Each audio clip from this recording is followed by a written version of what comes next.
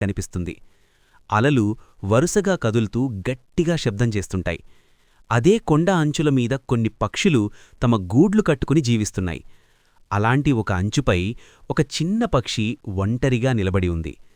చుట్టూ ప్రకృతి ఎంతో అందంగా ఉన్నా కింద కనిపిస్తున్న లోతైన సముద్రాన్ని చూసినప్పుడల్లా ఆ పక్షికి భయం వేస్తోంది. ఆ చిన్న పక్షికి 2 అన్నలు, ఒక చెల్లి ఉన్నారు.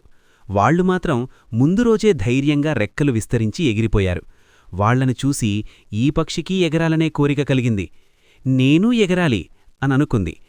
కొద్దిగా ముందుకు పరిగెత్తి కొండ అంచు దగ్గరకు వచ్చింది. కిందకి చూసింది.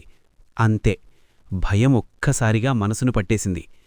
ఇంత ఎత్తునుంచి పడిపోతే నా రెక్కలు నన్ను మొయ్యలేవు అననుకుంది. వెంటనే వెనక్కి తిరిగి గూటిలోకి వెళ్ళిపోయింది. కొద్దిసేపటికి తల్లిదండ్రులు వచ్చారు. ఎగరమని పిలిచారు. కొంచెం మందలించారు కూడా. ఇక్కడే ఉంటే ఆకలితో ఉండిపోతావు అని హెచ్చరించారు. కాని ఆ పక్షి కదలలేకపోయింది. భయం అంత బలంగా ఉంది. ఆ రోజంతా అది దూరం నుంచే తన కుటుంబాన్ని చూస్తూ గడిపింది. తల్లిదండ్రులు మిగతా పిల్లలకు ఎగరడం నేర్పుతున్నారు. సముద్రం మీదుగా ఎగురుతూ చేపలు పట్టడం చూపిస్తున్నారు. ఒకసారి అన్న ఒక చేప పట్టుకుని రాయిపై నిలబడి తింటుంటే తల్లిదండ్రులు గర్వంగా చుట్టూ తిరిగారు. అది చూసి ఈ చిన్న పక్షికి బాధ ఇంకా పెరిగింది. మరుసటి రోజు ఉదయం సూర్యుడు పైకి వచ్చేసరికి కొండ అంచుపై వేడి పెరిగింది. రాత్రినుంచి ఏమీ తినకపోవడంతో పక్షికి బాగా ఆకలివేసింది. ఎవరో గమనిస్తారేమో అన్న ఆశతో మళ్లీ అంచు దగ్గరకు వచ్చింది. ఒక కాలు రెక్కల్లో దాచుకొని కళ్ళు మూసుకొని నిద్రపోతున్నట్టు నటించింది. అయినా ఎవ్వరూ పట్టించుకోలేదు. తల్లి మాత్రం దూరం నుంచి గమనిస్తూనే ఉంది. తల్లి తన దగ్గర ఉన్న చేప ముక్కను తింటోంది. ఆ ఆహారం కనిపించగానే చిన్న పక్షికి ఆకలి మరింత పెరిగింది.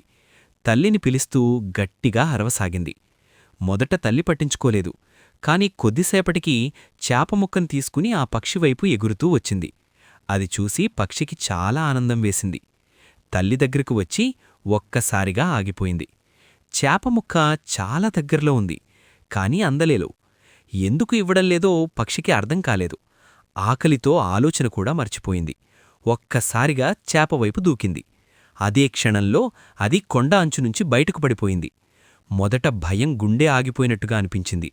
కాని ఆ భయం ఎక్కువసేపు నిలబడలేదు. వెంటనే రెక్కలు స్వయంగా విస్తరించాయి. గాలి రెక్కల మధ్యగా వేగంగా వెళ్ళింది. అప్పుడర్థమైంది, పడిపోతున్నది కాదు, ఎగురుతున్నాను అని. భయం పోయింది. ఆనందం వచ్చింది.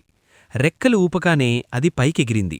తల్లి, తండ్రి, అన్నలు, చెల్లి అందరూ చుట్టూ తిరుగుతూ ఆనందంగా అరవసాగారు.